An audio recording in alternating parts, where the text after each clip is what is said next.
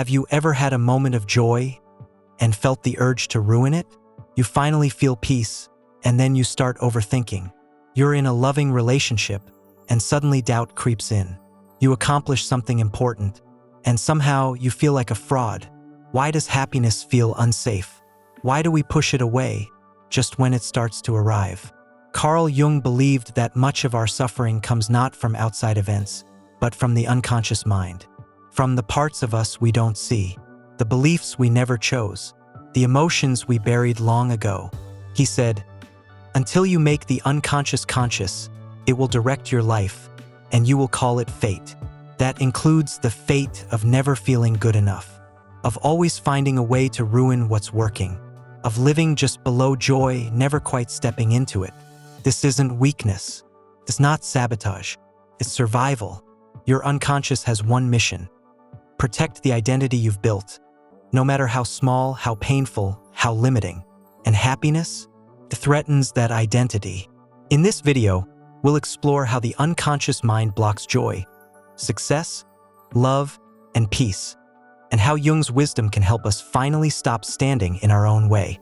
Carl Jung taught that the shadow isn't just the dark parts we reject: anger, envy, shame.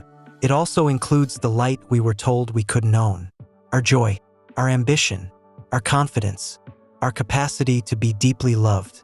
That's right, your shadow may include your happiness.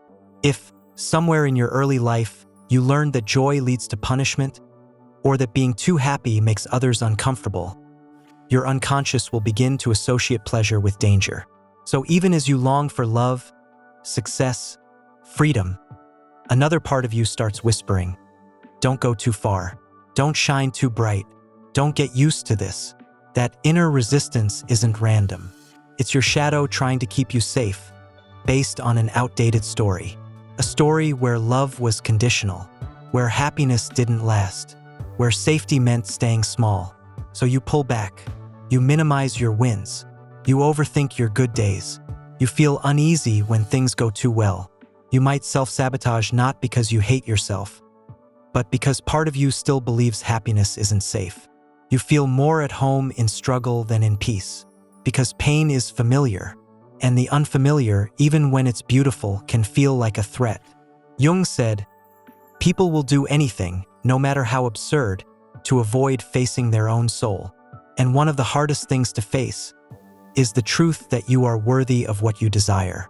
Because the moment you believe you can be happy, the identity built on suffering begins to fall apart. The version of you who survived through pain suddenly has no job. And letting go of who you've always been, even if it hurts, can feel scarier than staying stuck. But growth isn't comfort. It's the courage to live beyond your past." Carl Jung introduced the concept of complexes, emotionally charged clusters of thoughts, memories, and beliefs that live in the unconscious and drive our behavior without us realizing it. Every time you feel an outsized emotional reaction to something seemingly small, every time you sabotage a moment of peace or shrink in the face of success, it's likely a complex that's been triggered. And at the core of these complexes are beliefs. Deep, unspoken, emotional truths that shape how you see yourself and what you think you deserve. I'm not enough. I have to earn love. If I'm happy, it won't last. People leave when I'm vulnerable. Success makes me a target. I don't belong here. These aren't just thoughts. They're programs, operating systems written in moments of pain, often when you were too young to understand what was happening. And the unconscious doesn't care whether they're true. It only cares that they feel familiar. So even when your conscious mind says, "I want to be happy," your unconscious might still be running a script that says, "Happiness is dangerous. You don't belong in that world." And that's when sabotage happens. Quietly, automatically. You say the wrong thing at the wrong time. You procrastinate when it matters most. You pull away just as someone gets close. You pretend you don't want what you actually crave, just to stay within the boundaries of your old story. Jung believed that these complexes gain power when they remain unconscious. They become like independent personalities, living inside us, steering our reactions, building our reality. But the moment we name them, feel them, witness them, they begin to lose control. Awareness doesn't delete the complex, but it puts you back in the driver's seat. And from that place, you can start making different choices, not from fear, not from old pain, but from who you really are. Carl Jung wrote that what we refuse to confront within, we unconsciously project outward. Not because we're bad, but because the psyche protects itself by shifting discomfort elsewhere. That means many of the things that frustrate, disturb, or disappoint you in others might actually live inside you. But projection isn't always about shadow traits like anger or control. Sometimes we project our deepest desires, the very things we've told ourselves we can't have. So when happiness shows up, you might call it fake. When love arrives, you question the motive. When peace begins to settle, you start to feel unsafe. Why? Because if your unconscious believes you're not worthy, anything that contradicts that will be seen as a threat. Avoidance becomes your default. You distract yourself. You stay busy. You chase chaos. You tell yourself, I don't need much, while secretly aching for more. It's not because you're weak. It's because part of you still believes happiness would cost you something. Love, safety, connection, identity. Jung believed the unconscious is always trying to avoid pain, but in doing so, it often avoids healing too.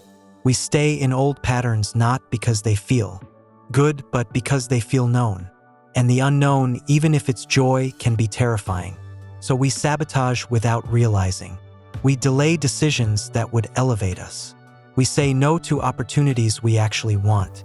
We choose people who feel familiar instead of those who feel healthy.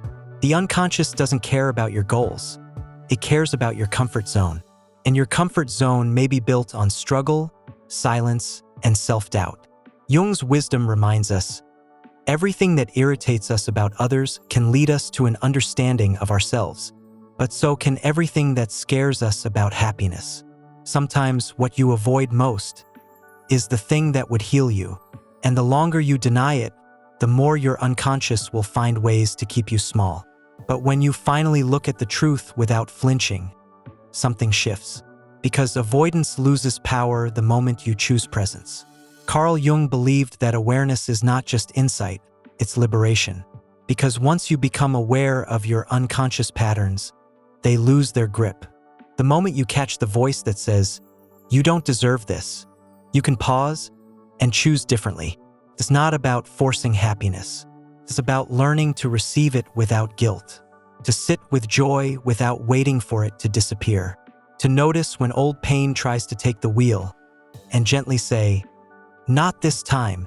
Awareness doesn't make your past disappear, but it puts your hands back on the steering wheel.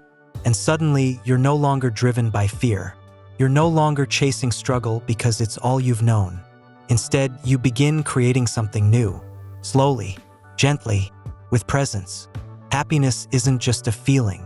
It's a capacity, a muscle we build by staying present when it arrives instead of pushing it away.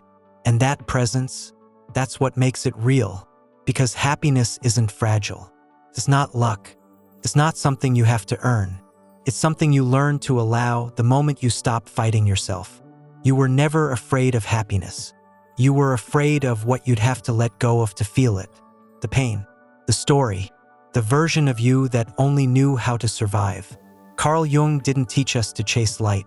He taught us to integrate the dark, to meet the parts we abandoned, and bring them home. So if joy feels foreign, if peace feels suspicious, that doesn't mean you're broken. It means you're healing, and healing isn't always soft.